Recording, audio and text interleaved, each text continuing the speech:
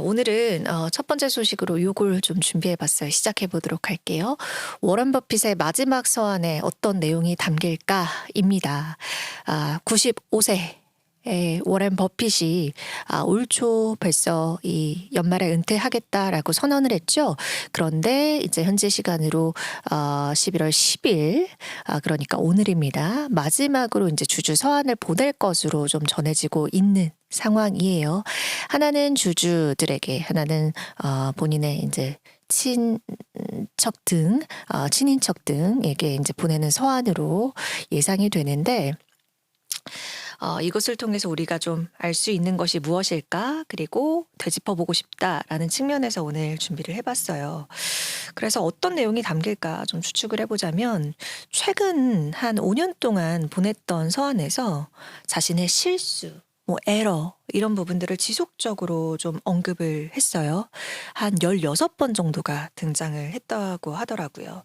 즉 결국 개선을 하고 배움의 기회로 삼자 자신의 실수와 에러를 그런 측면에서 언급을 해온 것으로 보이고, 두 번째는 가치 투자 또 장기적 시각의 중요성, 자신의 오래된 철학을 다시 한번 강조를 할 것이다.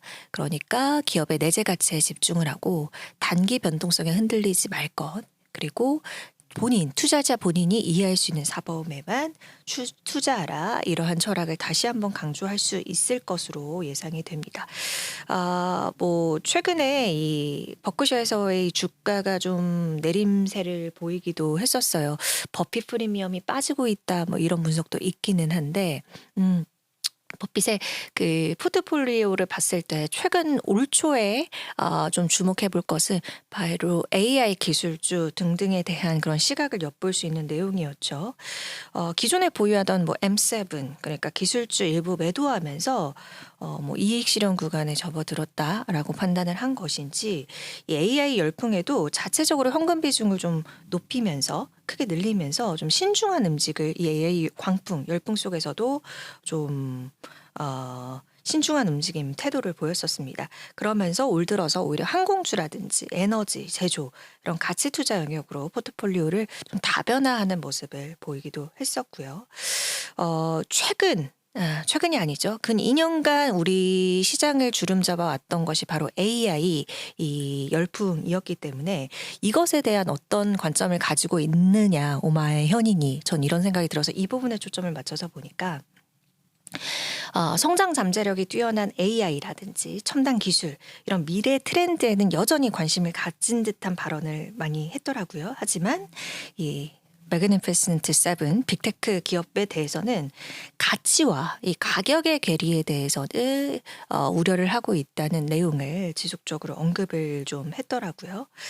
AI가 생산성 개선이나 비용 절감 등등에 장기적으로 긍정적인 영향을 줄 수 있는 것은 부정할 수 없지만, 대규모의 일자리 대체 그리고 사회적인 불평등을 초래할 수 있다는 관점도 지속적으로 언급을 해왔습니다.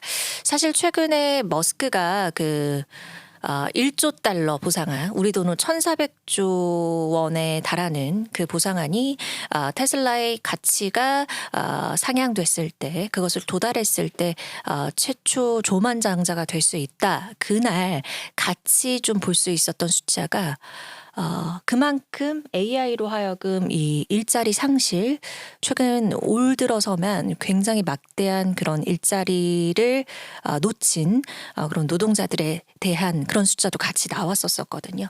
그 부분을 워런 버핏은 지속적으로 언급을 하면서 효율성을 인정하지만 여러 가지 삶에 있어서 불평등 그리고 통제에 대한 위험 등을 경고해 왔더라고요. 이런 측면에서 좀 같이 AI 관련해서는 이런 내용을 좀 보였다라는 점을 특징적으로 좀 꼽아봤고요. 결국에는 마지막 이 주주 서한에서는 워런 버핏의 투자 철학의 종결편이 되겠죠. 결국 시장을 이기는 것은 뭐 재능이 아니라 신뢰, 절제, 그리고 시간에 대한 인내 좀 강조할 것으로 보입니다. 또 AI라든지 이런 것들이 세상을 바꾸고 있지만 그 속에서도 본질은 변하지 않는다라는 메시지를 좀 남기지 않을까라고 예상을 해볼 수 있을 것 같고요. 뭔가 마지막 서한은 돈을 버는 기술보다는 돈을 대하는 태도에 대한 그런 마지막 헤리티지를 남기고 퇴장을 하지 않을까라고 생각이 듭니다. 어른다운 면모를 잘 보여줬던 인물이고 정말 이 21세기에 아주 큰 이름을 남긴 또 인물이 어쨌든 은퇴를 선언하면서 또 한 시대가 갔고 새로운 시대가 또 오나라는 그런 점이 되나 라는 측면에서 오늘 워렌 버핏의 마지막 서한에 어떤 내용이 담길까로 첫 번째 좀 주제로 정해봤습니다. 램님, 풍풍님 같이 해주고 계시고요. 자, 다음으로는 오늘 M7 엔비디아 소식부터 좀 보도록 하겠습니다. 엔비디아 관련해서는 지금 보면 지금 TSMC 회장이랑 같이 젠슨 CEO가 같은 옷을 입고 있죠. 대만에서 TSMC 그 연례 체육대회 열렸다고 해요. 여기 이제 참석한 모습이 영상으로 좀 밝게 나오고 있는데, 네. 제가 아까 영상으로는 미처 준비할 땐 못 봤는데, 저 미국기가 달려있는 옷을 입었네요. 럭비 공도 보이고 있는 거. 미식 축구인가요? 럭비 공인가요? 그런 것 같죠. 네. 영상은 같이 보여지고 있는데, 어쨌든 여기 관련해서 여기 이제 참석해서 이렇게 지금 언급하는 모습도 보이고 있습니다. 어쨌든 여기에 젠슨 CEO가 지금 갔는데, 두 가지로 뭐 크게 나눠 볼 수 있을 것 같아요. 일단은 첫 번째는 요 삼성전자랑 하이닉스 그리고 마이크론으로부터 최첨단 메모리 샘플을 받았다. 이 자리에서 얘기를 했습니다. 아마 HBM4로 좀 추정이 된다라는 내용이고, 두 번째는 정말 블랙웰 수요가 강력하게 좀 지속이 되고 있구나를 우리가 짐작해 볼 수 있는 내용인데, 젠슨이 블랙웰 수요가 급증해서 이 블랙웰 수요가 매우 좀 강력한 수요를 지속이 되고 있어서 지금 이 TSMC에서 구매하는 웨이퍼 수요도 굉장히 많이 늘고 있다. 그러면서 TSMC가 웨이퍼 지원에 매우 훌륭한 역할을 하고 있다. 라고 이야기를 했습니다. TSMC 회장도요, 젠슨 CEO가 웨이퍼를 추가 요청했다. 이렇게 이야기를 했습니다. 수량은 공개되지는 않았고요. 자, 이렇게 강력한 수요가 지속되는 가운데 또 주말 좀 주 막판에 흔들렸던 내용이 그 중국 수출용 블랙웰 제품, 이것도 미국 정부가 수출을 허용하지 않기로 하면서 또 한 번 흔들리기는 했었는데요. 그리고 요거 관련해서도 황 CEO가 기자들이랑 만나서 중국 측과 수출 관련 논의를 진행하고 있지 않다라고 이야기를 했습니다. 중국 관련 판매 관련한 제한 리스크는 지속이 되고 있는 모양새네요. 자, 두 번째는 메타 보도록 하겠습니다. 지난달에 백악관에서 저커버그랑 트럼프 대통령 만난 소식이 있었었잖아요. 근데 그때 이제 투자 관련해서 트럼프 대통령이 그래서 미국에 얼마나 투자할 건데, 신규 투자 얼마나 할 건데라고 물었었거든요. 그때 말한 숫자를 공식화하는 내용이 나와서 그 내용 말씀드리려고 해요. 미국의 AI 산업에 3년 동안 6천억 달러, 우리 돈으로 880조 원 투자하겠다고 공식화했습니다. 그래서 투자 대상으로는 AI 데이터 센터, 그리고 관련해서 전력, 에너지, 지역사회, 인프라 등등이 될 것으로 보이는데요. 그때 이제 백악관 만찬할 때 얼마나 투자할지 다그칠 듯 좀 문이 그렇게 다그치듯이 좀 물으니까 최소 6천억 달러라고 했는데 그 숫자 그대로 이제 공식화했다고 보시면 될 것 같고요. 계속 직접 투자해서 여러 가지 우리가 사회에 공헌을 하고 있다는 내용을 같이 또 언급을 하기도 했어요. 그래서 수억 달러 규모 전력망 신설되거나 개선이 됐다. 그리고 신규 전력을 전력망에 추가하기도 했다. 그리고 우리 데이터 센터는 물 사용량 최소화해서 업계보다는 좀 효율적으로 운영을 하고 있다라고 이야기를 했습니다.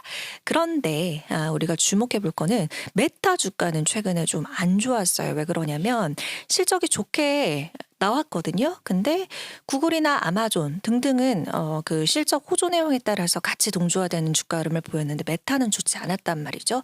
그 이유는 뭐냐면 그 내부에 이제 구동 여러 가지 서비스들 구동을 하는 클라우드는 자체적으로 있지만 외부에 뭐 클라우드 판매 등등의 사업이 좀 부재한 상황이죠.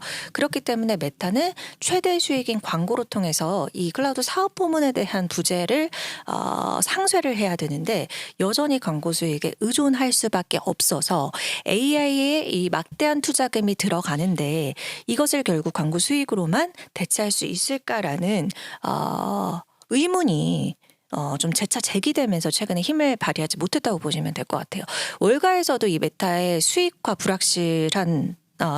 불확실성에 대한 부분을 우려하고 있는 상황이거든요. 그리고 저커버그가 그 실적 어닝콜에서도 이 수익화 시점 등등에 대해서 좀 애매모호하게 답하면서 주주들한테 약간 불확실한 그런 모습을 쥐어주는 그런 모습이 좀 보였단 말이죠. 그래서 이제 월가에서도 약간 메타가 그 메타버스 그때 메타로도 바꿨었잖아요, 사명을. 근데 2021년에 그 메타버스 과잉 투자했던 거랑 지금 AI 투자에 대한 게 좀 유사한 것 같다. 그리고 뭐 번스타인이나 시티에서도 목표 주가를 좀 하향하는 움직임이 최근에 좀 보였다라는 게 최근의 흐름입니다. 그리고 또 하나 제가 이 광고 수익 부문으로 결국에 이것을 수익을 상쇄할 수 있느냐 이 비용 유출 구조를 상쇄할 수 있느냐 봤을 때 여러분 지난주에 저랑 그 불법 광고 관련해서 혹시 기억나시나요? 우리 림님 풍풍님 포함해서 구독자 여러분들 기억나시나요? 그 메타가 사실 그 불법 광고 뭐 스캠이라든지 투자 불법 광고 같은 것을 알고도 좀 방치했다라는 내용이 적발됐었잖아요.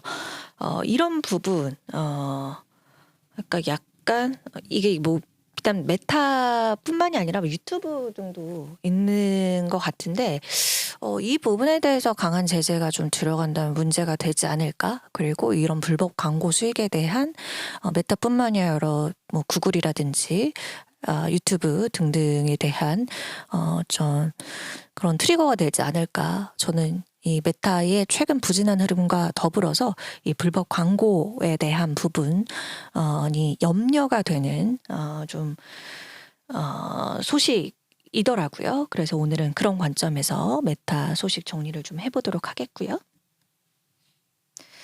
자, 애플은 두 가지입니다. 애플과 애플 삼성전자 이렇게 좀 볼 수 있을 것 같은데 에어 어떠세요? 에어 여러분? 아주 얇고 보기에는 예쁘고 그리고 에어를 대대적으로 좀 광고를 했잖아요. 신모델이라고 하면서. 그런데 이 지금 월스트리트저널 이 외신 보도에 따르면 아이폰 신제품 구매자 중에 에어를 선택한 비율이 10명 중에 1명이라고. 그래서 인기가 이 마케팅 대대적으로 한 것에 비해서는 썩 좋지 않았다. 지금 보면 그 모습이 좀 나오고 있는 것 같은데 러시아어네요. 이거 아마 제가 그때 영상 받을 때 러시아 쪽 판매 관련 내용이었던 것 같아요. 그러면서 키뱅크에서도 사실상 에어에 대한 소비자 수요가 없다. 그래서 그 리드 타임이라고 하죠. 구매하고 소비자한테 도달하기 시간까지 17 전반 시리즈는 오래 걸리는데 에어는 바로바로 되고 있다. 뭐 이런 부분을 지적을 하기도 했고요. RDC에서도 에어가 판매량보다는 마케팅 면에서 성공적이다. 뒤처지는 AI를 좀 덮을 수 있는 그러한 수단이지 않았나라고 좀 해석을 해볼 수 있는 것 같아요. 첫 번째 애플 소식은 요거였고 생각보다 에어 인기가 썩 좋지 않았다라는 내용이었고 두 번째는요 애플페이에 도전하는 삼성 이렇게 좀 달아봤는데요. 요것도 월스트리트저널 보도입니다. 삼성전자가 미국 신용카드 시장 진출을 추진 중이라고 하는 소식이 외신 보도 통해서 전해졌는데요. 삼성전자가 바클레이스랑 손잡고 미국의 미국 내에서 신용카드 출시를 위해서 협상을 벌이고 있다. 이런 내용입니다. 아직까지 죄송합니다. 네. 네.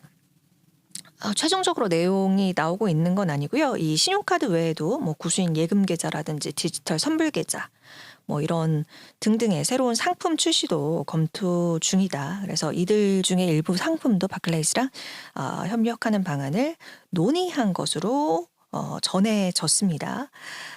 삼성 원래 등등 이런 영향력을 높이려는 그러한 의도로 당연히 풀이가 되고 있는 상황인데요. 지금 삼성 원래 같은 경우에는 삼성페이 이런 편의성에 힘입어서 국내에서는 압도적인 사용자를 좀 보이고 있는데 미국은 당연히 아직 뭐 구글페이, 애플페이 등등에 밀려서 개척해야 하는 시장으로 남아 있죠. 그래서 삼성전자가 이 신용카드를 만약에 만들고 이제 새로 소비자가 사용을 하면 캐시백 된 게 삼성 캐시로 예치가 되고 나서 그걸 또 뭐 삼성의 고금리 저축 계좌로 이체되는 방안 등등을 좀 지속적으로 좀 구체적으로 검토 중이라고 해요. 그런데 이제 결합되는 내용이 이런 신용카드 혜택이 자사 제품이죠. 스마트폰이라든지 TV, 가전제품 이런 제품 판매량이나 소비자 충성도 그 미국 내에서 삼성전자 제품 전반에 대한 충성도를 높이는데 좀 기여할 것을 예상을 하고 이렇게 좀 추진을 하고 있다라는 것이에요. 삼성은 애플보다 그러니까 하드웨어 이런 연계된 인센티브를 좀 노리는 측면도 같이 있다라는 점을 보면 될 것 같고요.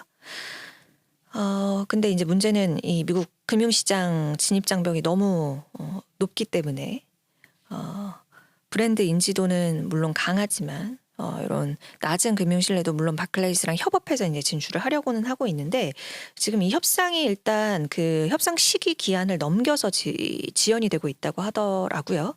그래서 약간 리스크 관리 이런 측면에서 말씀드렸듯이 규제, 뭐 신용평가 등등 면에서 좀 아직까지 크게 진전을 못 이루고 있는 것 같아서 이 내용 잘하면 좋지만 어쨌든 이런 규제라든지 시장 경쟁 등등 높은 벽을 좀 높지 못하면 조금은 어려움이 있을 수도 있겠다. 어쨌든 진행 중이다라는 소식이 외신 보도 통해서 전해지긴 했습니다.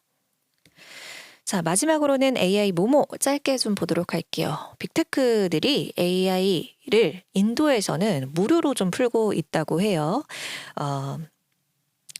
다른 곳이랑 좀 다른 행보이죠. 일단 오픈 AI가 이번 달 초부터 인도에서는 저가형 챗 GPT 고 이걸 1년 무료 서비스를 시작을 했고요.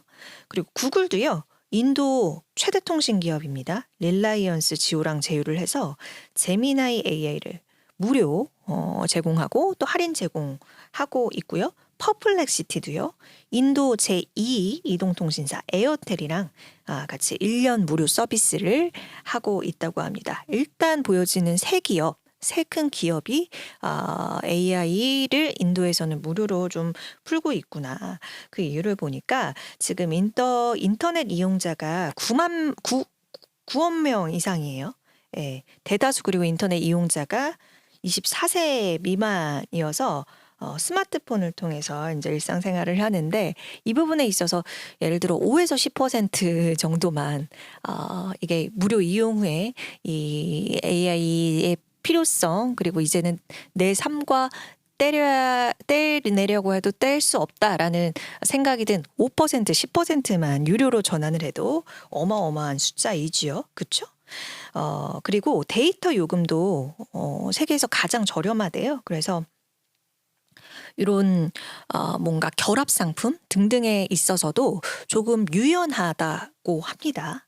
그리고 규제 등등에 있어서도 다른 나라보다 조금 유연하게 적용될 수 있는 여지 등이 있어서 이 부분에 있어서 이제 강점을 느끼고 지금 지속 일단 인도에서는 이용자 확보에 몰두하고 있는 빅테크들의 모습인데요. 그러니까 결론적으로 데이터 인프라라든지 이용자층 수, 그리고 젊은 이용자층, 그리고 기꺼이 AI의 지갑을 열 수 있는 이용자 수, 그리고 규제 등등이 조금 더 유연하게 적용될 수 있다는 이런 삼박자가 많이 막고 있는 인도에서 빅테크들이 AI를 일단 무료로 푸는 그런 최근의 동향을 보이고 있다라는 점까지 AI 모아모아 마지막 소식으로 정리를 해드렸어요.